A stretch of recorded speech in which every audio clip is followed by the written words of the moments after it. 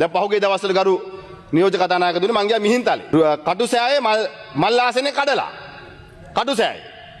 මල් ආසනේ කඩලා පහුවද ඇවිල්ලා හයි කළා. ගමේ අය කතා කරාම. අනිත් පැත්තේ මිහින්තලේ හාමුදුරුවෝ අපිට දොස් කියනවා. පන්සලට ගියාම. hina වෙන්න එපා. හාමුදුරුවෝ නමක් කිව්වම අහන් ඉගෙන ගන්න.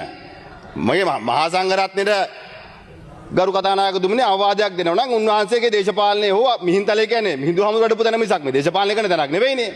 ඉතින් ඒ කියන දේ අහන් ඉන්න කොන්දක් නැත්තම් ආත්ම ශක්තියක් නැත්තම් දේශපාලනය කරන්න එපා. ගරු මහා සංඝරත්නයේ මහා නාහිමිවරයෙක් හෝ හාමුදුරුවමක් හෝ පූජකවරයෙක් හින්දු වෙන්න පුළුවන් කතෝලික වෙන්න පුළුවන් උපදේශක් දුන්නොත් අහන්න ඕනේ. ඒකට හික්කික් ගාලා මෙතන ඇවිල්ලා කෙල්ල හරියන්නේ නැහැ. ඒ හින්දා මේ ඔබතුමාලගේ දේශපාලනයේ සහ ඔබතුමාලගේ නිරාගමික භාවය ඔබතුමාලා තියාගන්න එක අපේ ඇඟට දාන්න එන්න එපා. හැබැයි කරුණාකර කියලා අහුම්කම් දෙන්න. දැන් ජනාධිපතිතුමාට පොසොන් පොයට යන්න හොඳයි.